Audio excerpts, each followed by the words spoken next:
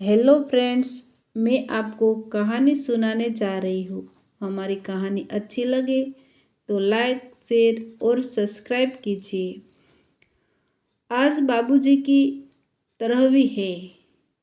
नाते रिश्तेदार इकट्ठे हो रहे हैं, पर उनकी बातचीत, हंसी मजाक देख सुनकर उसका मन दुखी हो रहा है। कोई किसी के दुख में भी कैसे हंसी मजाक कर सकता है, पर किससे कहे, किसे मना करे। इसलिए वह बाबूजी की तस्वीर के सामने जाकर आंख बंद करके चुपचाप बैठ गई। अभी 20 दिन पहले की ही तो बात है। वह रक्षाबंधन पर मायके आई थी। तब बाबूजी कितने कमजोर लग रहे थे। सबके बीच होने के बावजूद उसे लगा कि जैसे वह कुछ कहना चाहते हो, फिर मौका मिलने ही फुसफुसाकर धीरे से बोले भी थे, बिट्टू, रमा तुम्हारी भाभी हमको भूखा मार देगी। आधा पेट ही खाना देती है। दोबारा मांगने पर कहती है कि परेशान ना करो, जितना देते हैं उतना ही खा लिया करो। ज़्यादा खाओगे तो नुकसान करेगा, फिर परेशान हम लोगों को करेंगे। कहते कहते उनका गला भर आया। पर कभी आपने बताया क्यों नहीं बाबूजी? सुनकर सन रह गई वह, और तुरंत अपने साथ लाई मिठाई से 4 पीस बर्फी के निकालकर बाबूजी को दे दिए। वह लगभग झपट पड़े और जल्दी जल्दी खाने लगी। ऐसा लग रहा था मानो बरसों से उन्होंने कुछ खाया ही ना हो। अरे अरे,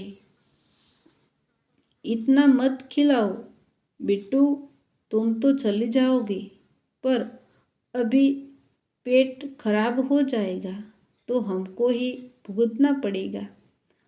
तभी भाभी ने आकर ताना दिया। तब मन सोचकर वह रह गई थी और चलते चलते दबे शब्दों में उसने भाभी से कुछ दिनों के लिए बाबूजी को अपने साथ ले जाने की बात कही। तो भाभी तो कुछ न बोली, पर भैया भड़क गए। सारी उम्र किया है तो अब भी कर लेंगे। वैसे तूने ये बात क्यों कही? कुछ कहा क्या बाबूजी ने? नहीं भैया नहीं, वह बड़बड़ा गई और बाकी के शब्द उसके मन में ही रह गए। बड़े भाई से जवाब सवाल कर भी कैसे सकती थी? बचपन से ही बेटियों को भाइयों से दब कर रहने का संस्कार जो कूट कूट कर भर जाता है, पर जाते जाते उसने एक बार पलटकर देखा तो उसके जन्मदाता तरसी निगाहों से उसे ही देख रहे थे। तब क्या पता था कि ये उनकी आखिरी मुलाकात है।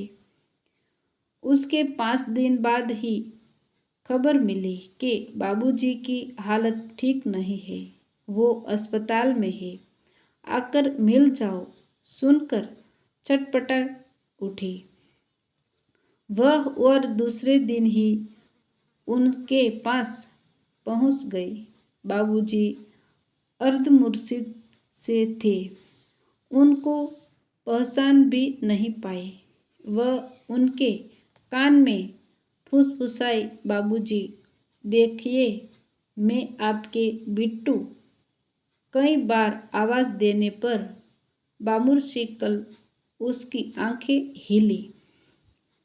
बिट्टू भूख उनकी अस्फुट सी आवाज़ सुनकर वह यूं खुश हो गई मानो बरसों के प्यासे को भी भर के पानी पीने को मिल गया हो। बताइए क्या खाना है बाबूजी? पूछते हुए उनकी आंखें भर आई। आलू टमाटर की सब्जी, रोटी, लड़खड़ाती आवाज में उन उनके मुंह से बोल निकले। जल्दी से उसने इंतजार भी किया, पर देर हो चुकी थी। बाबूजी बगैर खाने पिए भूखे ही इस संसार से चले गए। बिट्टू बिट्टू चलो खाना खा लो। अचानक भैया की आवाज़ सुनकर वह चौंक पड़ी। खाना?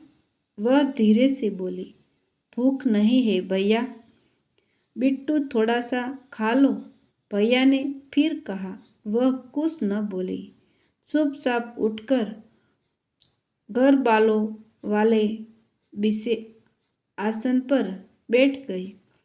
थाली में तरह तरह के पकवान परोसे जा रहे थे। उनकी आंखों से आंसू बह निकले। कानों में बाबूजी के आखिरी शब्द गूंज रहे थे। आलू टमाटर की सब्जी, रोटी। आपको हमारी कहानी अच्छी लगे तो लाइक, शेयर और सब्सक्राइब कीजिए और कमेंट करना कैसी लगी हमारी कहानी।